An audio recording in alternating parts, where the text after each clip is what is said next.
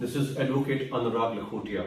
Today through this video, I'm trying to make a legal answer to two important questions which is prevailing right now in the society. First, whether the business is liable, specifically the private business houses or private businessmen or a private business is liable to pay salary to its employees for the lockdown period. Second, can the government force private business to make payments to its workers without work in lockdown period, specifically through Disaster Management Act Section 10. To start with, I'll first go to the basic of any democratic law, that is the Constitution of India. So under 19(1)(g), Article 19(1)(g) of the Constitution of India, there is a fundamental right granted, right to do business. That right to do business does have a right to close business, and from the said concept of fundamental right, no work, no wages also arises. I'm not saying no work, no wages arises only from this fundamental right, but yes, that do arises from this fundamental right, that is the right to do business. Now, as if any other fundamental right, Section 19(2) grants power to the government to have reasonable enactments, which is a reasonable restrictions on fundamental rights. Now, by the reasonable restriction, it is first, it must be in the interest of general public, A. Secondly, it should be reasonable. Now, considering this aspect, I was going through all the orders which was passed by the various authorities, executives.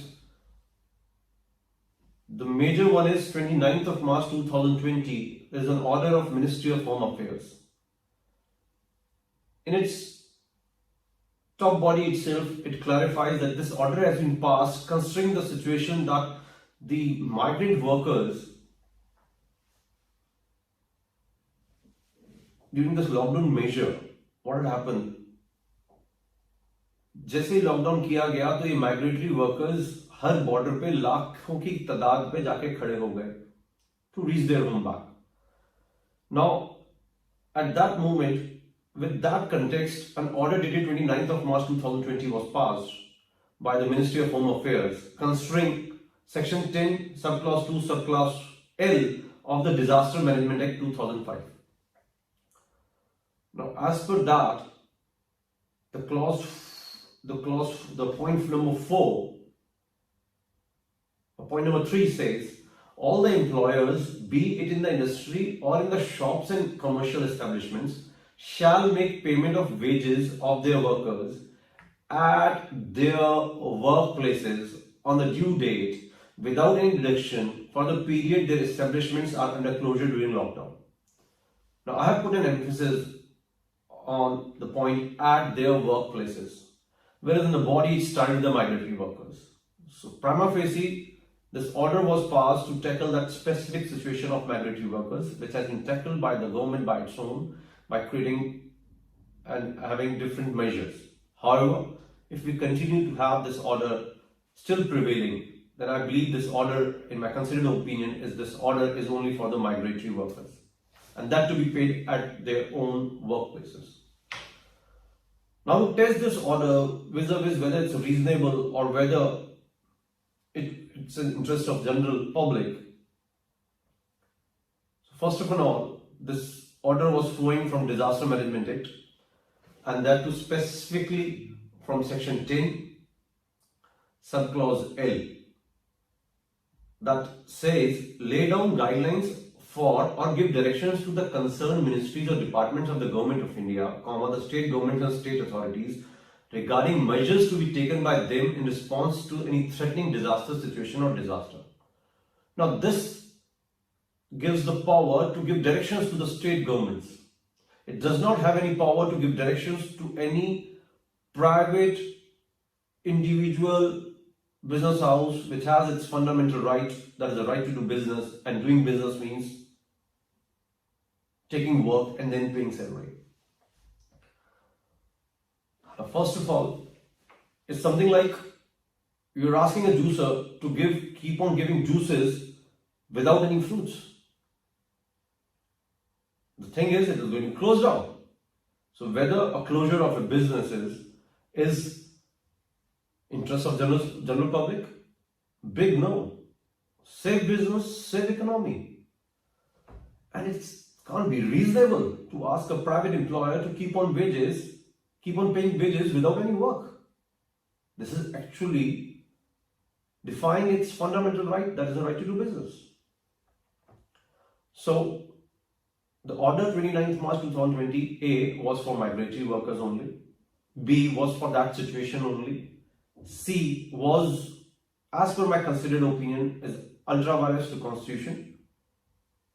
Though it is not being held by any court till yet, and nobody has, in my knowledge, has not challenged that order till yet. And fourth and foremost, the Ministry of Home Affairs, in orders which the ministry is coming up, has stopped referring to this order itself. And if this would have been a law, then it would not have been a request, rather it would have been an orders which would have been flowing. So I'm putting my considered opinion on this, that this order is per se ultra vires to Constitution and illegal, and maximum to maximum it was to take care of that particular situation, asking employers to come back from the border to their working place. However, that situation has been taken care by the government itself. Now, the second aspect which we see is that is there any reasonable restriction, any enactment, an act by the parliament which is already there, which takes care of this situation? For that, we goes to the Industrial Dispute Act 1947.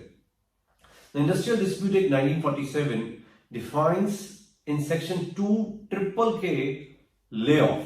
This layoff is not that kind of an American layoff where you provide a pink slip. This layoff is embodied in Indian legislature from 1947 itself and has been amended in 1984 also to take care of natural calamity also. So in a layman language, it says that अगर employer के पास काम देने को नहीं है natural calamity के कारण, तो एम्प्लॉयर के पास राइट है कि वर्कर को ले ऑफ कर दे और ले ऑफ के दौरान उनको 50% का तनख्वाह का पैसा दे। इस एक्ट को आगे, ले ऑफ को आगे समझाने से पहले मैं एक चीज को क्लैरिटी दे दूं कि इंडियन लॉ में बाइफर्केशन दे रखी है दो चीजों की, जो वर्कमैन में आते हैं, जो वर्कमैन में नहीं आते हैं। तो मैनेजर्स, सुपरवाइजरी, एडमिनिस्ट्रेटिव स्टाफ ये वर्कमैन की कैटेगरी में नहीं आते हैं, एग्जेम्प्टेड हैं, और बाकी लोग काफी हद तक वर्कमैन की कैटेगरी में आते हैं।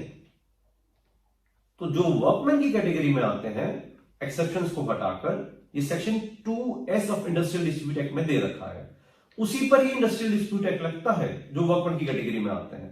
तो मैं इसको अभी स्पेसिफिकली बता रहा हूं कि मैनेजर्स, सुपरवाइजर्स और एडमिनिस्ट्रेटिव स्टाफ को के बारे में बात नहीं कर रहा, मैं सिर्फ वर्कमैन की बात कर रहा हूं और उस कारण से इंडस्ट्रियल डिस्प्यूट एक्ट के ले ऑफ की बात कर रहा हूं। तो मैंने बताया है ले ऑफ सेक्शन 2K में डिफाइंड है, 25C में इसके बारे में दिया हुआ है कि क्या उसमें देनदारी बनती है एम्प्लॉयर की। बट सबसे बड़ा क्वेश्चन इसमें यह आता है कि आज की सिचुएशन में जो कोविड-19 की सिचुएशन है उसमें क्या ये परिभाषा ले ऑफ की फुलफिल होती है? क्योंकि ले ऑफ की परिभाषा फुलफिल तब होगी अगर एम्प्लॉय, वर्कर काम के लिए आए और एम्प्लॉयर, बिजनेसमैन के पास काम देने को ना हो।